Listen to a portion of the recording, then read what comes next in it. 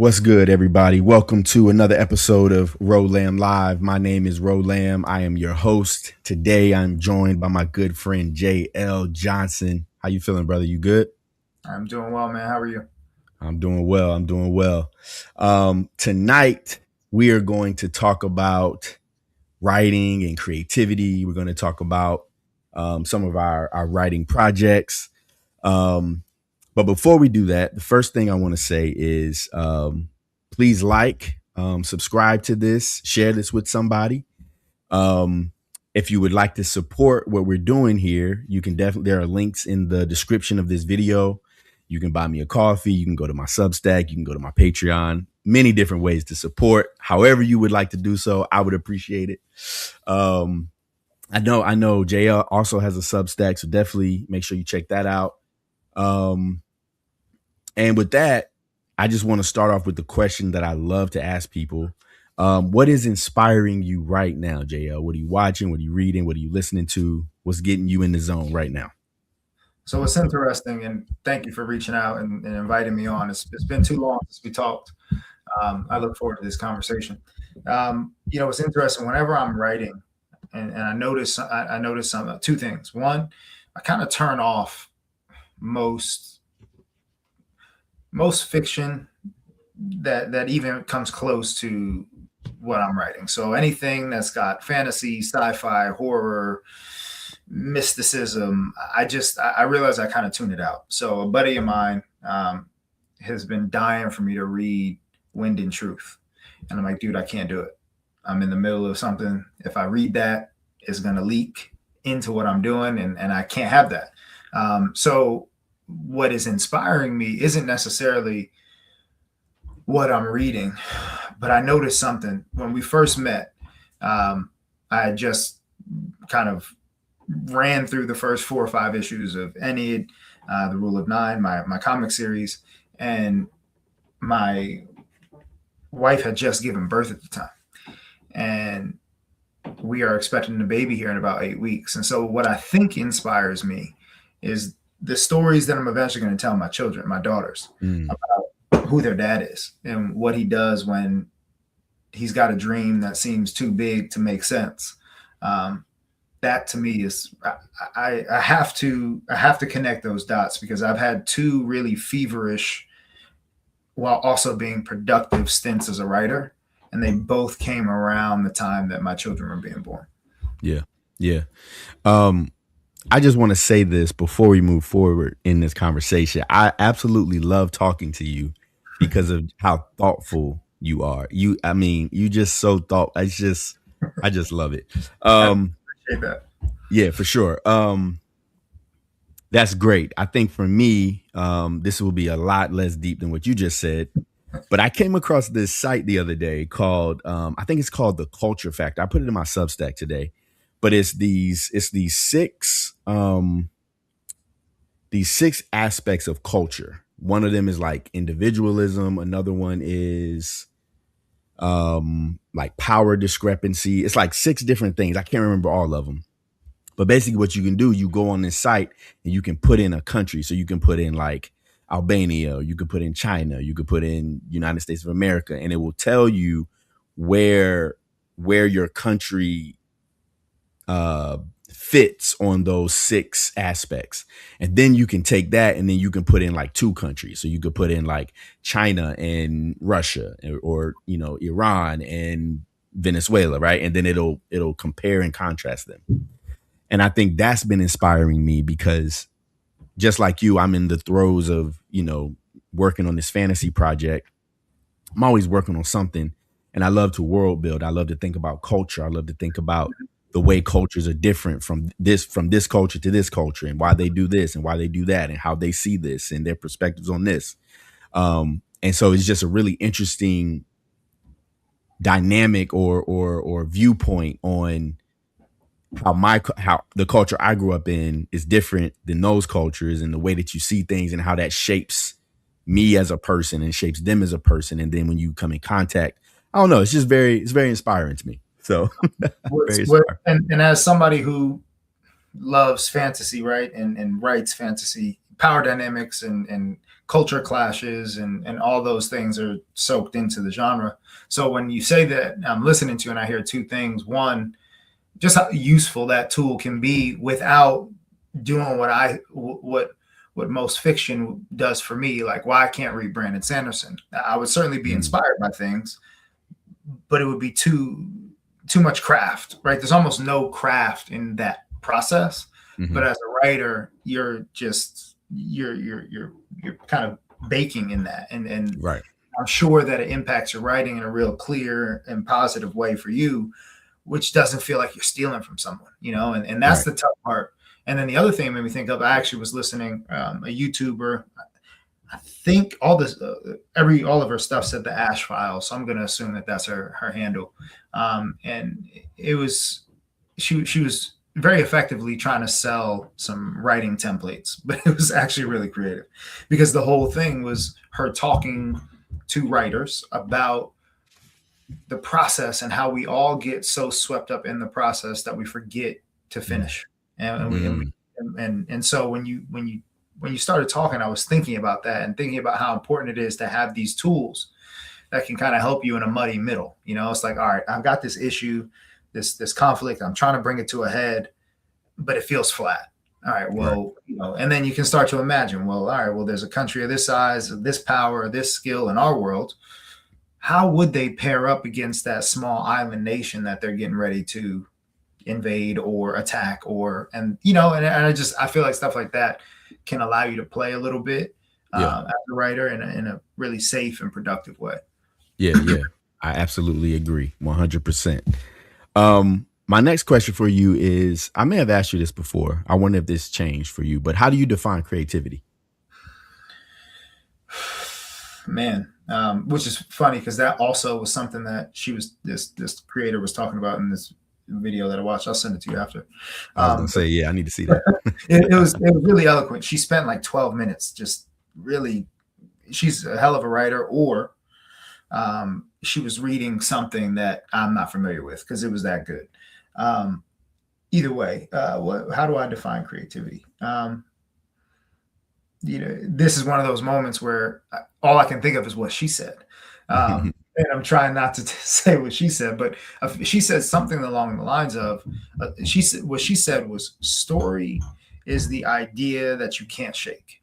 It is the space between you and that scene, that character, that place that you just can't escape. That's story.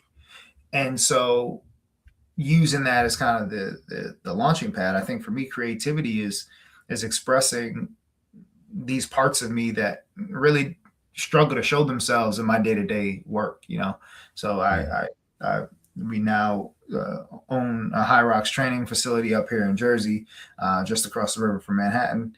And I'm allowed to talk about whatever I want, right? But you start going on about philosophy and theology and geopolitics in that setting, and people's eyes roll over. It's 5 o'clock in the morning and they want to work out. Right. Meanwhile, I'm taking this workout and this thought process, and it's making me think about something crazy like power dynamics or a magic system. They don't want to hear that. So all I can do then is, all right, well, I got to go hide behind the desk real quick and write this idea down, because just like you're saying, you found that site that's kind of inspiring you to think in bigger and in new ways. Sometimes it's those little ideas that I scribble on the notepad, or, I was talking to a buddy of mine who's also reading Act 1 of my debut novel. And, one of the things I was saying to him was, he was kind of going over, he was like, oh, well, I really thought that this was effective, or I like this part, or this part didn't land so much. And I'm like, oh, well, that was actually a dream that I had. And I took notes like half asleep one night. I'll go back and check the notes, and maybe I have an answer to that question for you. Or, oh man, yeah, that resonated. Yeah, that's actually a fictionalized version of something that actually happened to me in my life. And so it's these, creativity to me is kind of cobbling together all of these influences and ideas and dreams and things that you've had, and just translating them to someone in your medium of choice, in a way that evokes feeling from them, Yeah. Real quick, I saw this old painting, probably from the 1700s, and I think the title of the painting is called "When Did You Last See Your Father?"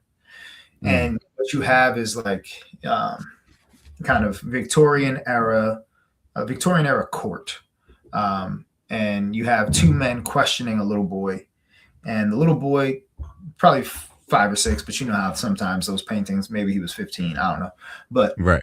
he's standing in front of the guys, and he looked calm, but behind him, his little sister was crying profusely. His mother looked struck with worry, shocked. I couldn't really read her emotion, but she certainly wasn't happy that they were about to question, her son and her daughter about her husband's whereabouts. And it just made me pause because I'm wondering, like, did she kill her husband? Did her Mm. husband run away with another woman and she's embarrassed? Like, where was that person? What was that person who painted that picture 300 years ago, 400 years ago, trying to share with us? Right. And so to me, it's that, like, the same things that I'm trying to cobble together to tell my story is the same. It's the same type of stuff that you're doing. It's the same type of stuff that painter is doing. It's the same type of Right. stuff that line artist is doing. We're Right. just So to me, that's creativity. Yeah. And I That's like that you yeah. I like that you use the phrase cobbled together. I was having a conversation today with a good friend, an artist, Wally McNair, and we were talking about some things. And he asked me about an idea that I had. And I was telling him, I'm like, what's interesting is I had an idea like 2 years ago for something. I started playing with that idea, and that's been sort of marinating for like 2 years. And then just last week, I heard something. I was having a conversation and then brought another idea. And I sort of started to think through those things and I started to work on them separately until like last week. I was like, wait a minute, these might go together. Like these might work together. So now I'm building something new out of these ideas that I got that were separated from each other. So when you use that word cobbled together, I think a lot of times, so the way I look at creativity is problem solving. And when I say problem solving, it's like you see something that needs to be, maybe not fixed, but something needs to happen there, right? And you see that and you're like, oh, how can I? It's like MacGyver, right? And it's like, okay, well, I don't have this, but I had this and I had that over there. If I put these together, then maybe I could do, oh, okay, that worked. And so that's how I think of creativity. It's a very mysterious process sometimes, you know what I mean? But I Real like quick, what you said. Yeah, go ahead. I don't want to. I don't want to try and assume what questions you have, but like that makes me think of the why world building is so important for fantasy, right? And Yeah, I know that you dabble outside of that genre, but for me, that's really the only thing I've ever, other for sure. than memoirs, blogs type stuff. That's really the only thing I've ever attempted to write, Hmm. and I've really only, with very few exceptions, attempted to write it in this one place. Hmm. Um, I tried to have my map up as my background, but it didn't look right. Um, and I haven't been on one of these in a long time. I didn't even know if people were still doing that. So I was like, I'm not gonna. But You good? but man, I've spent so much time in that place. So when you talk Yeah, about MacGyvering, it's like, all right, man, this character is stuck. Like, why are they gonna do this thing?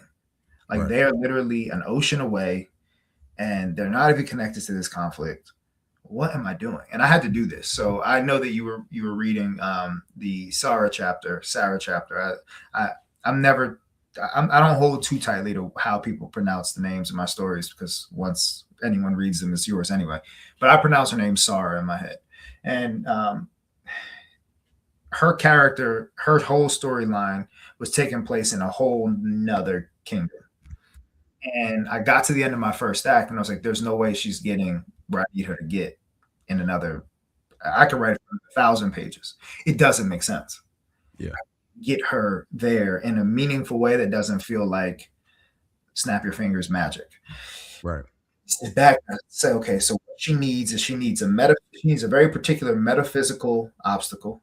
She needs a very particular set of geopolitical places and spaces to go, and what she's doing because it involves the metaphysical and the magical needs to be shrouded in mystery here. Now it's shrouded in mystery over there for a whole different set of political and societal reasons. Why would that be cloaked in mystery here? Why? Because a big part of it is, she gets wrapped up in some effectively some trade and the magical arts. Let's just call it loosely, to not dive into the whole arc. But like, why would that happen here? And so I had to sit and I had to do that. I had to say, all right, I can't scrap this story. Like, this character is too important to the story, but it can't happen over there. Right. And kind of like you said, when you brought those two ideas together, it like started to work. I didn't realize all the other things that was going to open up in the story, and it made it made me do that with a couple of other characters. It actually made me, because she was now a lot closer, it made me remove a character. It made me rework a storyline. And so, yeah, man, that's the creative process. But I think having that playground, whether you're writing, contemporary fiction or not, like, you have rules like that too. If pick an issue you want to write about in, the year 2026, you'd have plenty of fertile ground, right? If you wanted to critique political institutions, you wanted to critique, social cultural relations in, the South and the United States, and you could write a story about anything. Right. You still have similar rules though. And so I think the willingness to play around in those rules and solve problems within those rule sets makes for better stories, rather than saying, oh, well, I'm going to magic my way through this. Right. No, keep yourself in that box. That's where our bread is buttered. And so I agree that creativity is also problem solving. To me, it's like, it happens at a layer deeper though, it's not, for me, that's not how the process starts. For me, I have to kind of, George R. R. Martin talks about writing himself into paper bags all the time whenever he speaks publicly. And I think about it that way. Like, I have to write until I mess up. Yeah. Yeah. And then when I mess up, is what I've done worth keeping? And if it is, that's where the problem solver comes out. For sure. I want to touch on this question real quick.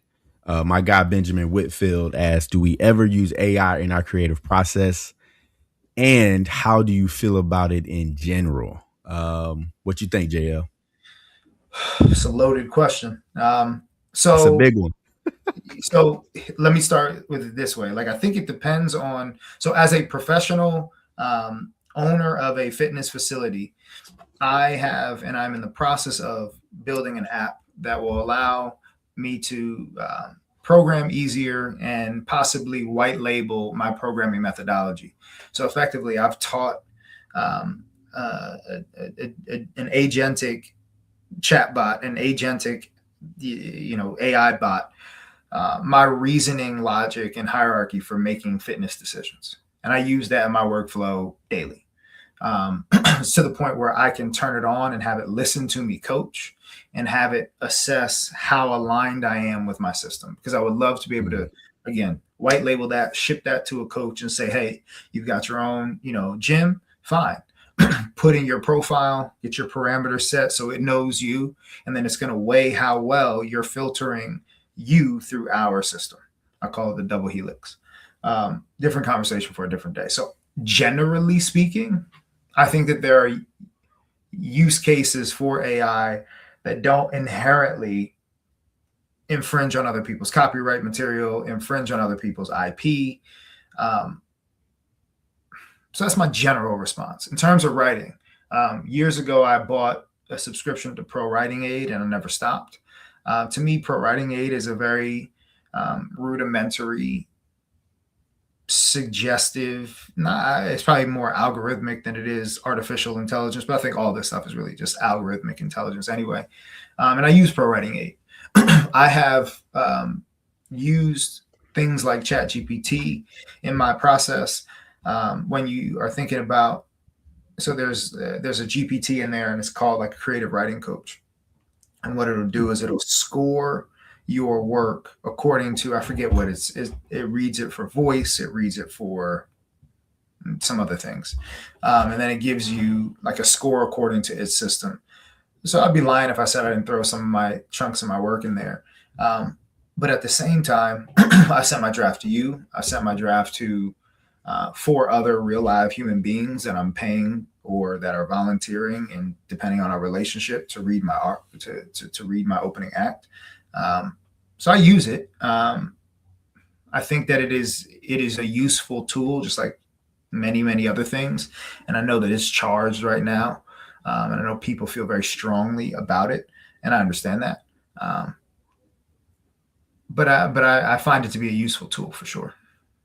Yeah, I feel the same way about it. I think so I do use it in my process. The way that I use it in my process primarily is I'll use it for prompts. So before AI came around, I would go on, Pinterest or Google or whatever, and I would just type writing prompts and I would Mhm. find, just random write a story about a house that has a hole in it, just random stuff like that. Well, now I just go on Chat GPT or whatever and I'll say, hey, give me 10 science fiction story prompts, right? Yeah. And then I'll take those 10 and then I'll mix and match them and I'll create something out of that. Um, and I'll use it for research, right? I'll say, how fast does a train go at, such and such, just stuff like that. I never ever use it to do my actual writing though.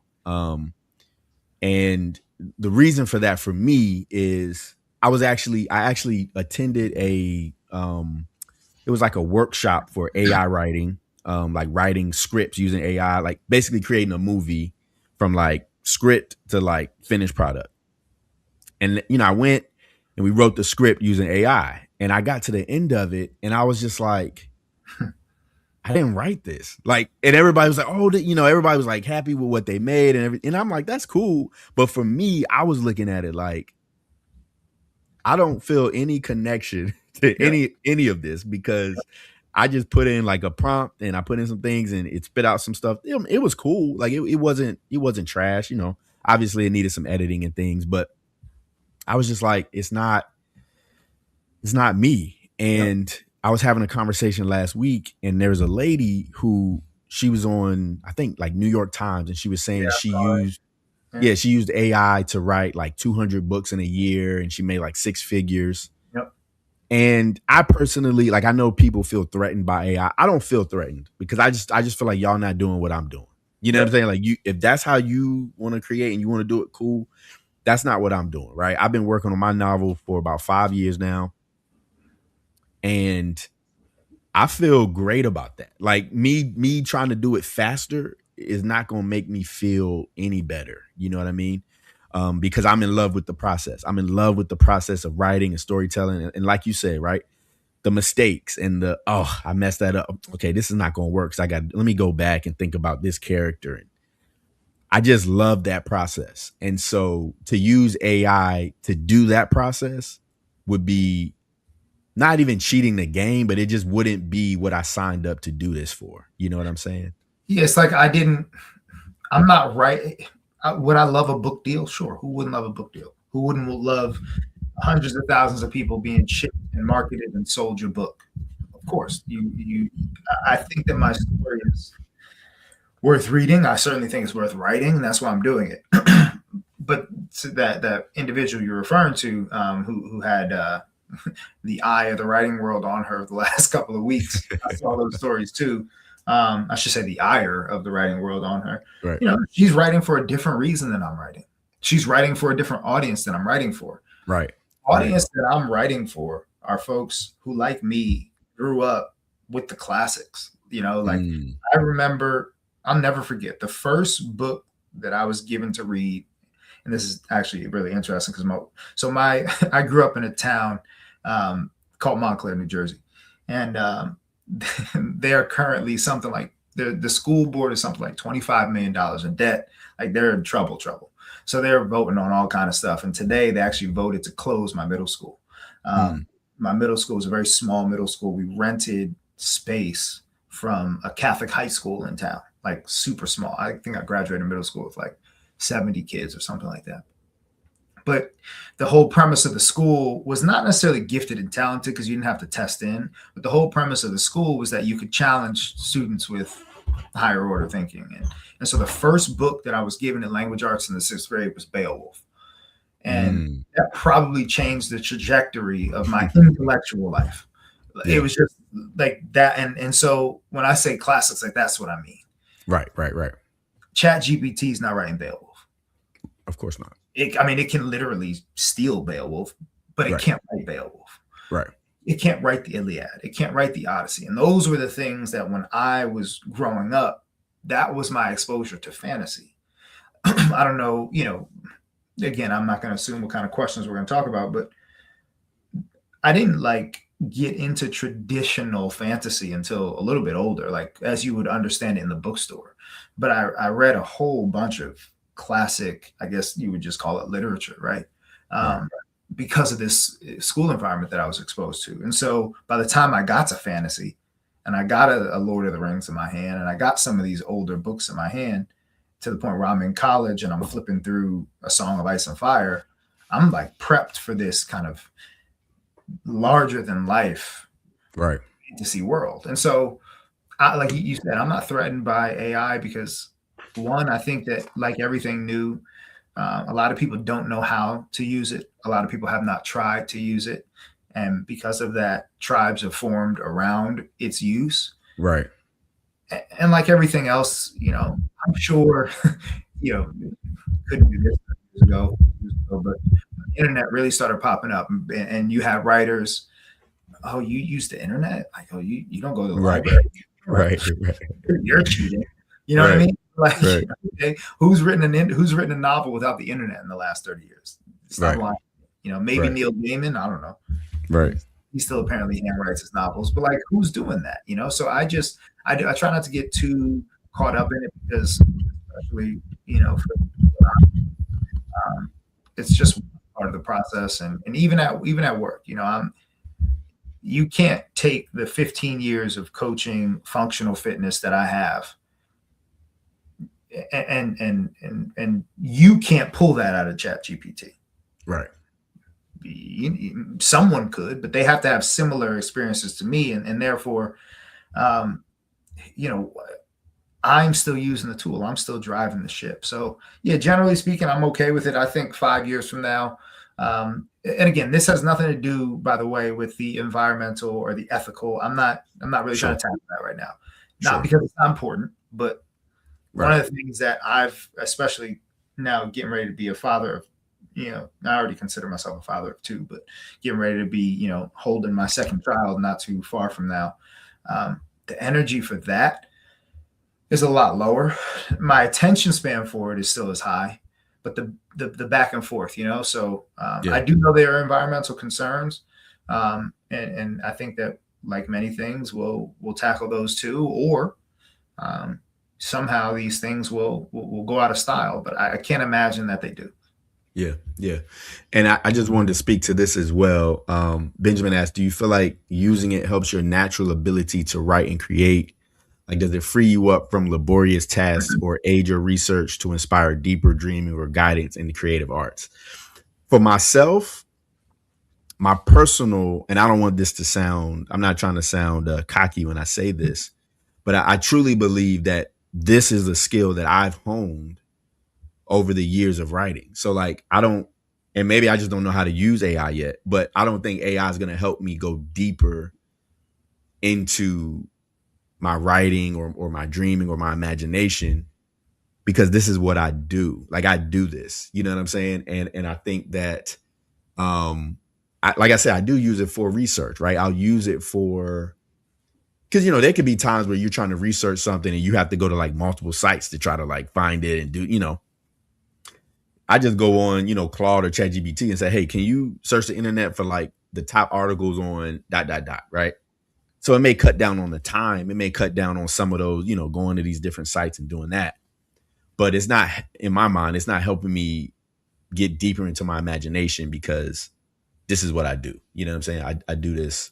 You know what I'm saying? Did you want to say anything to that? Yeah. Yeah, because, again, I think a good buddy of mine is an engineer, and he does not like AI. And I wouldn't say he feels threatened by it, but he knows that some of the work that he does is in the potential, fallout zone, right?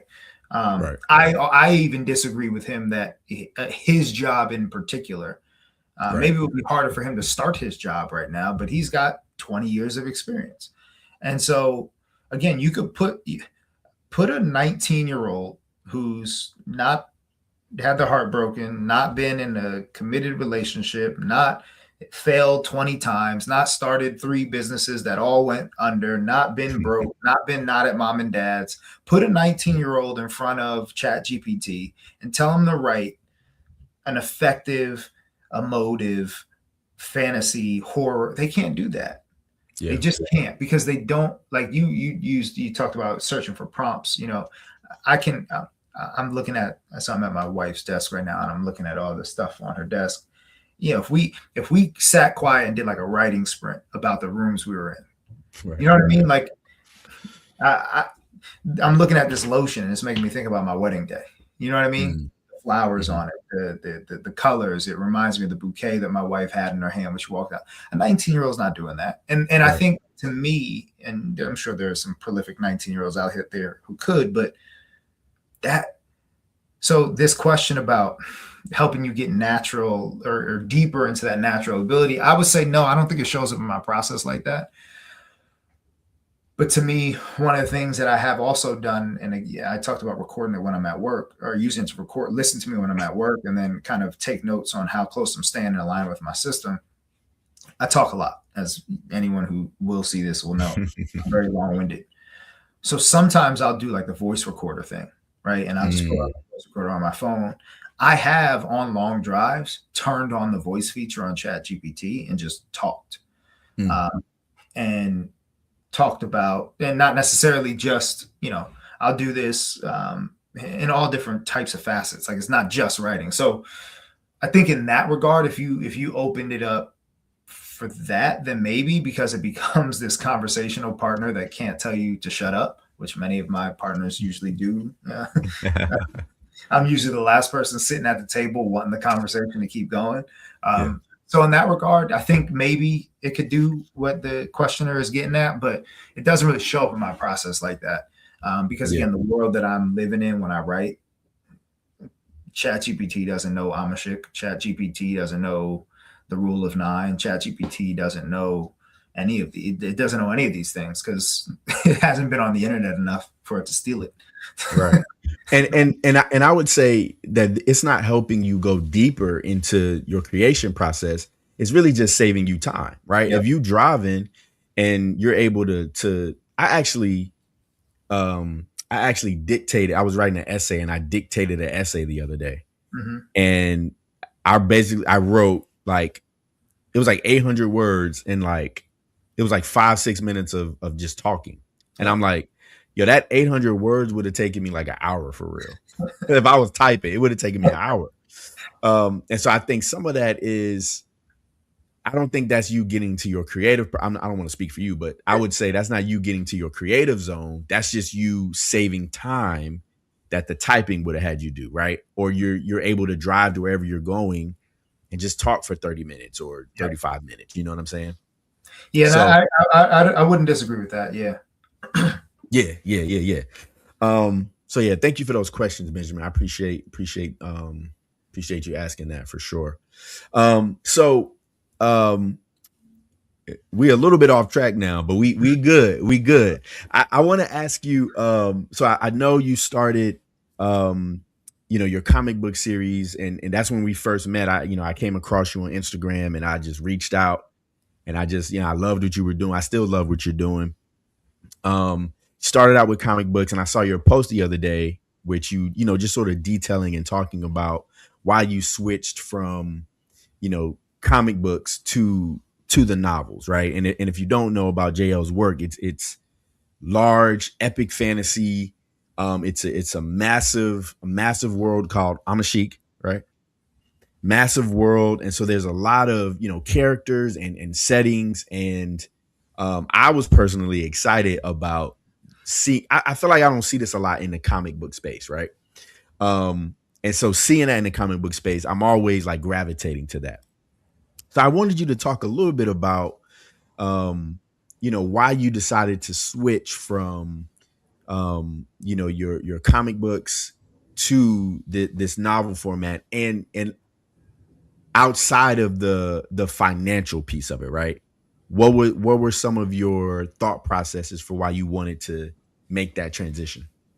As you're asking me that, the answers are flooding in. And what I was going to say before you said that was, Okay. My bad. depending on who, I don't need to dive down the rabbit hole, but depending on who I'm talking to, I could give, and I could say it was too expensive. Like, I don't know, you know what I Right, mean? And I wasn't going to give you that answer, but that certainly had a role to play. I mean, for what it sure, is for sure. around Yeah. Kickstarters and all the energy and people go on a Kickstarter and they see a big number. Most folks aren't doing anything with that other than spending it on Right. the Right. thing that you eventually going to get in your hands. It's not like we're out there really making careers out of that stuff. And so that's one answer. The other answer is really if I go back to when I first started writing within Amashik, I think it was on Campfire. Excuse me. I'm blanking on the website. It might have been Campfire, which is kind of a world building website. I don't know if you ever used one of these back in the day, but just allowed you to like create different cultures, create different planets, whatever you wanted. And I had created a Okay. planet, and I called it Dasein 2. And Dasein is a phrase from a German philosopher. His name is Martin Heidegger, and it means being in time. And so I just one day at many worlds I was creating, I was in college at the time. I made Dasein 2. And one of the first things I did in Dasein 2 was input the rule of nine. And the rule of Mm. nine was this thing that I was tossing around in my political philosophy classes, which effectively is it's a 9 noble houses get rule for 3 generations, and that rule is it's absolute. But those 9 had to choose a singular house to be kind of the veto house among the 9. And so it's protective in a couple of different ways. And it used to be fun to talk about it in classes. And I would bring it up all the time. It would last a good hour and a half before you can really start to get to the clear and obvious problems in that kind of academic setting. And so I put that into the world. And so the origin of this world was never really a comic book. So Mhm. that's one of the answers. This world never really existed in panels. Mm. I made the choice to do that, and then this is the other part of the answer, because I wasn't confident in my ability to carry a novel. Uh, Mm. that's the raw, honest answer. I wasn't confident, and so what Wow. I knew I could do, I knew I could paint a scene. I knew I could write dialogue. I knew I had the world. I knew I had the cultures. I knew I had the moments, and I figured, well, if I can find a great artist, then this is going to be awesome because of what you just said. There's not a lot of that in the comic book space. I think I've learned why. Um, and 2 reasons. One, it's expensive, and 2, it's out of rhythm with what people Mm. expect when they read a comic. And one of the pieces of feedback that I've gotten a lot from my early beta readers is that I might be withholding information a little too much. I might be holding on to things a little too long. I probably want to give a secret or 2 away a little bit earlier. You can't do that in comics.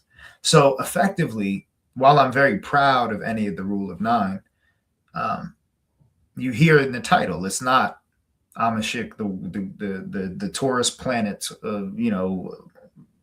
with magical metaphysical portals to elsewhere, like, which is Right. really what the world is. There was Mhm. no way to do that. So effectively, my world, this world that I built in the comic book medium can be nothing more than a travel log. It's just Mm. too big. It's too illustrative. It doesn't, and maybe I'm just too limited of a comic book writer. I'm willing to accept that as well. Maybe my understanding of the medium isn't strong enough to do some of those things, but I never really got into that. And Mm. so I am still finishing. Luke, shout out to Luke Horsman. Luke actually, I got 2 pages last week. I'll probably get another 2 at the end of this week.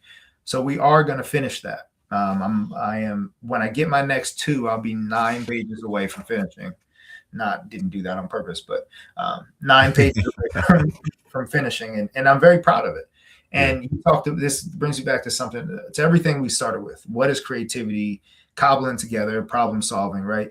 Um, I put a lot of effort into that world, and a lot Mm. of people like yourself put a lot of effort into that world. along with me and helped me fund it and kept me excited about it. I mean, I remember some of the early conversations we had where you kind of, kept me focused on, hey, you can do this, keep going. So not that I feel like I owe that to the couple hundred people, but I kind of do. This wasn't just mine. Nah, you owe it to me. You owe it to Yeah, me. you know what I'm saying? Like, No, I'll just play. but I genuinely feel that. Like I sat Yeah. back and I was like, I can't not finish this. So the last piece here, and I think this is important. Why I was able to let myself write the novel.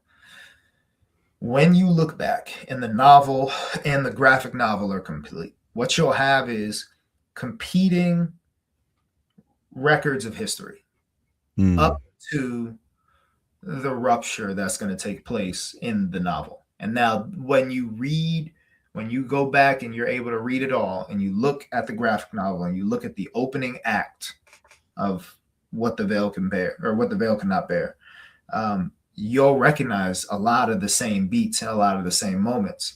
And what happens after Act 1 is the reason why in canon the graphic novel is not going to continue. And so and I always thought about the Rule of Nine as a jumping off point into the world I was creating.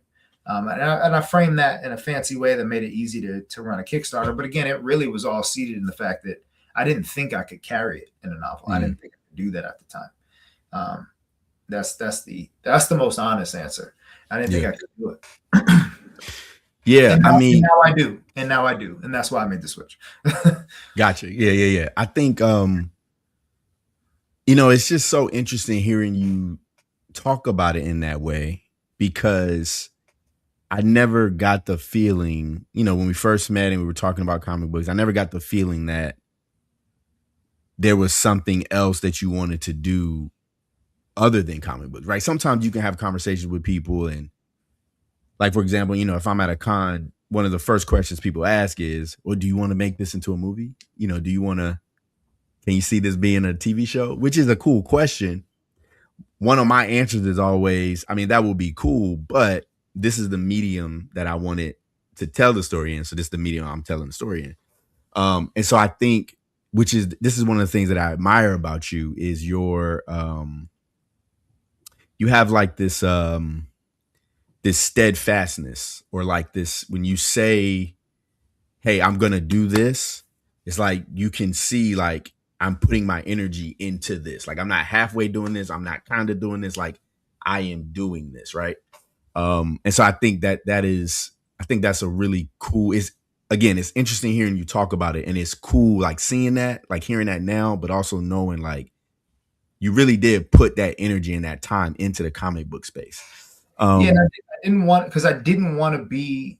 So if I had answered, if I had been having that conversation, right, years ago, not too many, but years ago, the way that I was justifying my process to myself is that the novel was always the graphic novel was always going to be the jumping off point. Right. I used to talk about it as like a touchstone in the world. So it's one thing. And like, if you go on my notes and one of the apps that I use is called Bear. I realized my charger fell out. Hold on one second. I don't want to. Okay. You good. Here.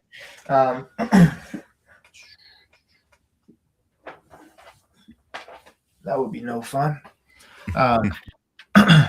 So, I have like my world book, like my rule book for Amashik is about 30,000 words. And it's just like, it's everything. It's the lore dump. And it's not really finished. It's probably a third of the way done. If I cobbled together all of my notes, it would be pretty big. And so, like, when I look at that, I had rules for a board game in that. I had all kinds of stuff. I had like I had short novellas. I had things that I thought could be serialized, like almost like fanzine style entries in short fantasy stories. Like, I had all kinds of stuff that I thought, okay, this part of the world fits this best. This part of the world fits this best. And the way I had framed it is, okay, the geopolitical kind of Game of Thrones-esque part of my story can work really well in a comic book. And I ran with that. And I still believe that. But the major shift is that when I started writing this novel, a lot of those characters weren't in it. Mm. And it just didn't feel right. It didn't feel right. I had lost my eyes and my ears on the ground when I purposely tried to not include them. And so I have a whole nother outline and probably another 20 chapters of new characters. One of them is in the draft you read, Lena.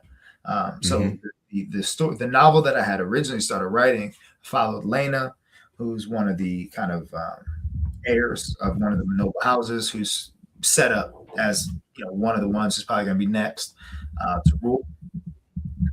You have a character's name was Jaleel. His sister's name was Ada. And they were kind of orphaned and they got wrapped up in this religious cult, and ideas of faith and devotion and manipulation were all in that story. And they've all got 10 chapters. I had to rework Lena because she's got a different role now. But when I was writing that story, it just didn't feel right. It didn't feel like it had any legs. And so what I realized is this novel had to start where the graphic novel started. So I think that's why you probably couldn't sense that when we were talking those years ago, because it was that whole process for me was so powerful. It was like one of the first things that I did for myself, like really just myself, like nobody else. Nobody else cared when I started. Me and my wife cared, but you know what it means. I know what you mean. Yeah, for sure. She cared because she loves me. If she didn't love me, she wouldn't have cared. Right. Nobody cared, man. But I did. It meant so much. And so that's why I had to come back and I had to finish it. And I had to finish it in a way that, I got the whole band back together. B Navarro's, she's going to be coloring it once Luke is done. The truth is, though, so the last book that I put out, comic, was book 7. I've had 8, 9, 10, and 11 for 4 years. They're done. Wow. I'm just sitting on them. So yeah, man, I look forward to sharing that. I'll get you your advanced copy. I'm sorry. For sure. I'm gonna hold you. It's on tape. I'm gonna hold you to it. Yeah. So I just want to touch on one last topic. I had so many other things I want to talk to you about. It's so good talking to you, my brother. But I want to touch on this topic. We briefly had a conversation about. I'm sorry, my ear is itching. Hold up. I had to get the chart. Good. Yeah. We briefly started to have this conversation the other day about the conditioning of our current consumers, right? And we're talking about, sort of like, fast-paced stories versus the slower paced stories. And it was funny because I should have sent you the video. Right after we talked, I saw a video and there was a young woman on a podcast and she was talking about, I don't know if you saw the Timothy Chalamet debacle. When he was talking. I heard he got into trouble. He called out a whole, what was it, theater? Yeah, like ballet and opera. Yeah. And he's like, nobody wants to watch it. Everybody was upset. But she was like, I think what people are missing was in that entire conversation, him and Matthew McConaughey were talking about how Netflix is prioritizing these, basically like the act one of a movie is not there anymore. It's like super short, it's super quick. Like we need to get to the exciting incident like super fast and boom, and so we started to have this, you and I started to have this conversation about this conditioning of our current, consumers of stories. Right. And I just wonder, if you could talk a little bit about that. Do you think that, because one of the things I said to you was, I don't think that Tolkien could be published today. I think if Tolkien turned in a book, they would look at this and they would say, hell nah. You know what I'm saying? Like, you got to cut this down. You got to do this. Even back then they said, hey, we got to do 3 books. We cannot do this as a whole compendium. Right. And so I just wonder about you and your your process, right? And your approach to knowing that this is potentially what consumers are going to want slash expect, and the tension that creates between what they want and expect and but this is what I'm doing. You know what I'm saying? What's your approach to that? And I think so. I think about this a lot. So you talk about one of the ways that I use ChatGPT is to kick around stuff like this. Like, what are the market Mm, trends? What the last 10 years? Like, what is the tone? What's the pacing? And just where on the bookshelf might a book that does X, Y, and Z sit in today's market? So I find that to be useful too sometimes. Um, but man, I spent a lot of time thinking about this. But what the way that I square it and continue to fight against it, two things. One, I don't know how far you've gotten into Act One yet. I know you said you were a couple pages in, 20 or so the last time we spoke. mhm. Um, I kind of I kind of play with that idea a little bit. Like I leaned into that. And that's one of the reasons, one of the major changes between the Lena, Jaleel, and Ada story that I was writing. That was when I look back on it now, like it was probably too slow and too dry. It probably would have never worked. Not with just those three; they would have needed some flavor. But I think I do some of that. Like I don't know if you've read the Sarah chapter yet. Um, I have the prelude and the prologue, and I had to do that because there was just so much myth that needed to be laid on the table before you could really get into the character arcs, because I am kind of starting fast, faster than I thought I would have started. But Mm. I don't think it's I don't want to say the wrong thing, but it's not, it's fast, but they didn't really go anywhere yet. It doesn't really stop me from building some of the slow burn into the story either. And I realized that while writing this. So you drop people into the right environment in your world, and it can be a slow burn because they don't recognize, who was it? Hitchcock, who says, you have the conversation, but you put the bomb under the table and it changes the whole tone. So none of these people know that there's a bomb under their table, even though they're fighting and they're starting wars and they're running away from home. And there's still a bigger bomb under the table, guys. Right. They Right. don't know that. And so I think that's kind of when it comes to the page, I think that's how I'm handling that. And I don't Mhm. even think that was organic because, again, I read some of that stuff too. So I think that was we both kind of talked about that. Like I know when I pick up Sanderson's book, I got to get back on par with the magic systems and the leveling up, who's at what level, and because that's embedded in his stuff and it's fantastic stuff. Like there's nothing wrong with that.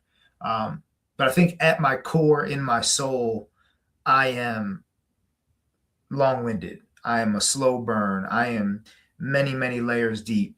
And so I think that inevitably, I don't think I would write a book that would be any good if that wasn't around the corner, so to speak. So I think that's kind of how I handle that. I lean into the moments, and I decided to pretty much drop everybody into something messy, Mhm. but I just had to make the bomb big enough. And this is where having, again, that world to plan, there's an event in my stories past, it's called The Shattering, and my world's past. And it's this cataclysmic event that a particular race gets blamed for. And some of them put themselves into exile to avoid the shame and to avoid all the scrutiny. Others put themselves in sort of a metaphysical exile. But the veil in my title is the veil that kind of separates Amashik from elsewhere. The way I describe it at one point in the story is that Amashik is pocked with doors to elsewhere. Mm. Those doors are separated by the veil. And so that veil is a really big bomb. Mhm. Not Yeah. literally, metaphysically, it is Yeah, a yeah, big yeah. bomb that allows me to still have my cake and eat it too, I think. Yeah. Yeah, I mean, and I think that from a more yeah, Benjamin said, I think it's dope to know yourself enough to let you fully come out in your work. And I think this is sort of what it's tied to what I was gonna say. I heard Brandon Sanderson say this. I don't know if he said this quote or if he had somebody else say. Brandon Sanderson is my favorite author, by the way. But he said you write what you want to write, and then you figure out how to sell it. And I think that for me, that's got to be the path. I think, right? You do what you want to do, right? No matter how weird it is, how crazy it is. People say it's too slow. People say it's too this. People say it's too that. Okay, cool. I'm gonna do it, and then I'm gonna figure out how to sell this, because the reality is that yes, the market may be saying, hey, we don't like prologues, right? I don't know if you've heard that before, but they say, hey, we don't like prologues. We don't read prologues, whatever, right? It's like, okay, but there are millions of people who are like me who read prologues, right? There are millions of people like me who like Big Magic. And there are millions of people like me who like this, right? So I just got to find those millions of people. And just because y'all are saying that those people don't exist doesn't mean they don't exist. You know what I'm saying? And so I think with me and my art, me and my writing, I tried to just, well, first let me say this. I sort of like the challenge of, so I like to write stuff like flash fiction. I like short stories. Like I like, trying to write a story in 6 words. Like I sort of like that type of stuff, right? So I also like the challenge of, oh, you say I gotta write a script in 90 pages. Okay, cool. I'm gonna write the deepest, the most, philosophical thing in 90 pages. I like that challenge, right? But I also recognize that there are some things that I write that are not gonna fit that mold. You know what I'm saying? And that's okay, And I think, and this is the last thing I'll say, and I'll let you, get the last words in. But I was having a conversation today, and my friend was saying like, yo, I really hate that the industry, does this. I hate that the industry, tries to dumb down the art. And I'm like, I truly don't care what the industry is doing. Like if the industry says, hey, we're going to do, 85-minute movies and that's it. I got 2 choices, right? If I want to try to do an 85-minute movie, cool. I can pitch it to them and see if I can do an 85-minute movie. If I want to do a 3-hour movie, I'm going to just have to do it independently. You know what I'm saying? Or I pitch it to them anyway, and I get in there. You know what I'm saying? We see these long movies. We see Nolan making long movies. We see, you know what I'm saying? We see the Oppenheimers, and we see you know what I'm saying? We see these things. So it's possible to do it. But if y'all not going to let me in, I'll just do it myself. I'm a create no matter what. You know what I mean? When you were talking, I was thinking about Nolan, right? Because if there's someone who, because you started leaning in and kind of flirting with talking about film, and Christopher Nolan popped up in my head, because Interstellar is probably my favorite movie. I didn't even want to caveat it as an adult in a genre. If I turn on Interstellar right now, I'd still cry. And I know all the to me, when they're on the planet with the big wave, and you get a tick, and every tick is a year, or every tick is a month, or whatever. That is so impactful to me. And watching Matthew McConaughey watch his children's life, as a parent, that I could probably make myself cry right now thinking about that. That rings at my heart. That is a big blockbuster movie, but those moments are slow. Those moments are agonizingly slow. So it's possible, man. And I think sometimes it's easier in a movie because you get a great actor and they'll steal the show, and they can kind of really pull you in. Talk about, I was watching somebody break down the Jaime Lannister and Brienne scene where Jaime Lannister is finally admitting why he killed the Mad King. And I remembered reading that for the first time on Watch. Somebody's doing a cool dialogue breakdown about it. And I'm like, man, that. But that scene, you're watching it, and it's carried by, I'm blanking on his name, but the actor who played Jaime, and his facial expressions, and the actress who played Brienne, her facial expressions, they carry that scene. And so, yeah, man, I think it's possible to thread the needle. And you were saying, who cares what the industry does? The industry does what enough great artists make it do. Right. Look at what Sanderson got with Apple. He refused to give his baby away until he knew, no, you're not dumbing this down. You're not cutting this in half. If you want it, you're getting me, and you're getting all of me, and you take it or you leave it. And shout out to him for doing that, man. And he is someone who's single-handedly kind of reshaped, I think what I believe is possible for sure. You look at those. Well, I don't know what his Kickstarter's up to now. It's probably in the tens of millions at this point. But I checked on like day 2, it was like 7. And again, I'm not saying I'm doing this to make that kind of money, but that type of readership, that type of devotion. If I had 10% of that, I'm the greatest writer that's ever existed in my head. I've done. For sure. If I get 1% of that, I can probably write in a really fulfilling way, and have conversations with people who've read my work for years to come. And that's really what it's about. So yeah man, I'm actually, with that question in mind, I'm excited to hear your thoughts when you finish, because when you get to the end of Act 1, my hope is that it's like a big, I didn't even. Like I see it, but I wasn't. You had me going in so many other possible directions. Like, but that's what you were doing this whole time, and then boom, the kind of the lights dim and everything shifts, and then you realize what kind of story you're in. Yeah. And before we get out of here, I just want to talk about Brandon Sanderson real quick, because Brandon Sanderson is not new to this. I don't know how much you know. You know about his start in publishing? Did you hear this story? Well, I know if you're going with the Wheel of Time stuff, like that's about as far back as my Brandon Sanderson lore goes. I don't know anything before that. So I'm not actually sure if these books came out before or after the Wheel of Time, but I think these might be his first books. But Elantris, Warbreaker, all those books, right? Mm-hmm. They told him, they said, hey, they're not going to let you tell a big, multi-book epic. They're not going to let you in the game like that. So you got to do some standalones, right? So he said, cool, I'll do some standalones. But what he did was he built the Cosmere. And all those books, those standalone books, Elantris, Warbreaker, I think there's one more, and then Mistborn, right? Mm-hmm. They're all in the same universe, but they're set on different planets. So he could sell the book as a standalone book, knowing that now where we are is he's pulling in all these characters from these different planets and bringing them all together. And I think that's what I mean when I say they may tell us, these are the rules, but there's always a way to play the game. You know Absolutely. What I'm saying? It's always a way to play the game. So, man, I just appreciate you, Jay. I appreciate you coming through tonight, kicking it with me, chopping it up with me, man. I appreciate you, brother. I admire you.